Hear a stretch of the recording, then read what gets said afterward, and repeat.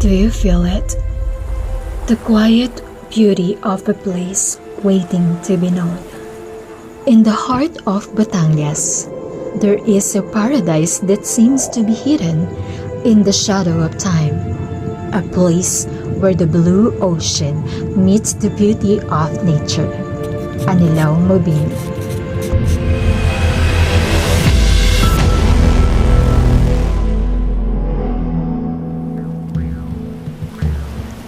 Well known to some, but seemingly forgotten by most, Mabini, or better known as Anilao, is home to rich marine life and hardworking communities that continue to promote nature.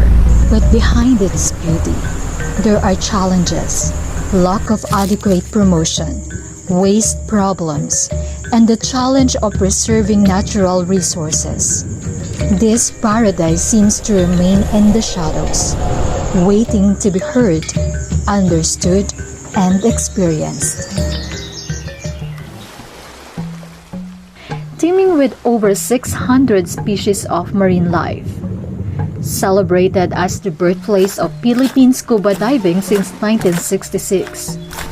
Anilao is a paradise of breathtaking beauty and ecological significance. Yet, this gem remains under a remote with immense potential waiting to be unlocked. Join us as we dive into paradise in the shadows, the untapped potential of tourism in Anilao. Kaslaat umaken ka udanum hanapik sa tagayo sa kagpababa ingana waya-waya. Bagamat maliit at sakop lamang ng halos 2% ng kabuuang lalawigan ng Batangas, ang bayan ng Mabini ay puno sa mga kahangahangang tanawin at karagatan. Kabilang dito ang Anilao na tinaguriang the Mecca of macrofauna. Dahil sa pambihirang creatures na matatagpuan dito na paboritong subject ng macro underwater photographers. Welcome to Anilao, Mabini, Batangas! Diving in Batangas started in Mabini back in the 1970s, and their jump-off point by default was from a seaport that belonged in a barangay called Anilao. Anilao has rules to protect its waters, but they are not followed well. The municipality of Anilao in the province of Batangas is known for its pristine diving spots. Many divers have described the experience breathtaking. But now they are left breathless for all the wrong reasons. More and more face masks are seen hooked on coral reefs. Divers say they noticed a dramatic increase in non-biodegradable medical wastes underwater over the year. 3 months ago, hindi pa masyado. Pero now, it's being more and more visible. We're seeing it everywhere na in the dive sites in Anilao. Tourists and businesses sometimes don't know about these rules. This harms the coral reefs and sea life. This is what happens when the rules aren't followed. Tourists unknowingly harm the delicate ecosystem. Some tourists touch the coral or leave trash. It hurts to see the reef suffer because this is our home, and we want to protect it. Anilao is not as popular as the other places in Batangas. Few people visit. We went here because I saw a video showcasing the beach, which has very clean water and an abundance of fish underwater. During our previous visits to other beaches, we noticed there weren't as many fish.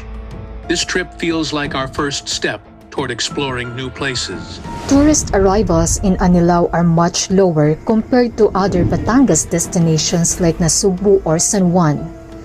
This means fewer jobs and less income for the locals.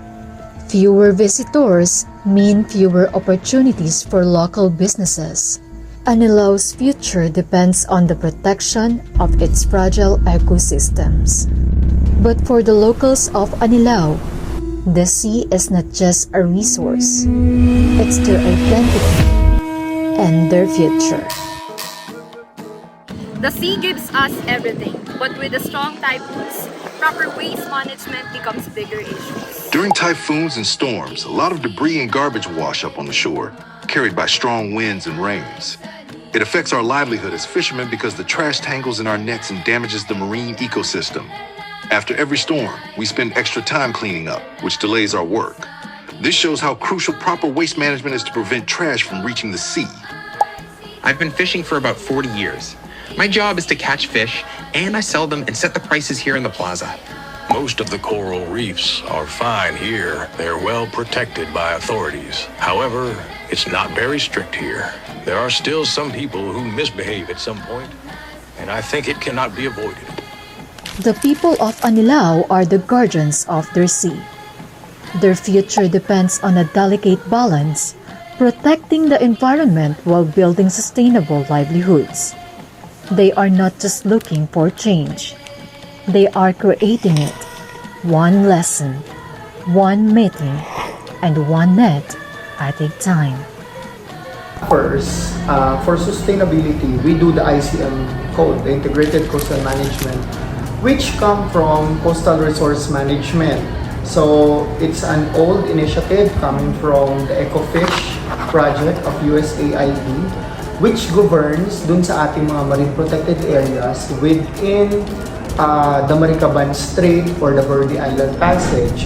So we are the result now kung bakit merong ICM code to make it sustainable for the years to come. The Ecofish project from USAID, it's the initiative, it starts from there. ICM code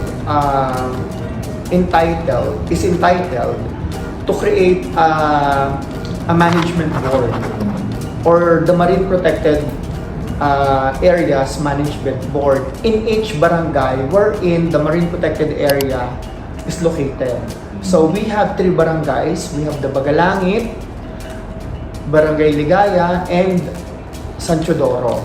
What we do is we go to barangay, we create a stakeholders, composed of different stakeholders. What we do now is nung ma-create namin yung management board, naayos na namin, meron na silang structure, then yung mga info dissemination binibigay namin sa kanila inch by inch. Kumbaga, ano na yung state ng MPA na meron sila, may nabasag bang corals na sira due to recent Christine or bagyong Christine. So, I think it is sustainable, not that much as a sustainable one, pero at least we continue. We're getting there, parang ganon. And kahit nasa dulo kami, we are a first-class municipality. Number 1 na pagsubok dyan is mostly change of leadership, politics, yung nakasanayan of the locals or the whole local community or the barangay. Not all people are very adaptive to change, pero change is very constant. Pero kasi dito nga sa atin, we have the ICM code now, and napakarami nating implementing rules and regulation na kailangan ipatupad. And one of the challenges sa amin is yun nga, info dissemination. Ang ICM is started on 2024, February 1. Technically, hindi namin siya na-implement or na-impose yung too much stricter or yung sobrang strict na implementation. Kasi every people masyashock yan. Even the tourists, ang laki pala ng babayaran dito, ganito na pala ang gagawin dito, ito na pala, ganyan. So, the increase of fees, especially with the free divers. Ang dami rin naming collection when it comes to environmental fees. Dati kasi free divers has 50 pesos only, and with the ICM code, they need to pay 150 pesos.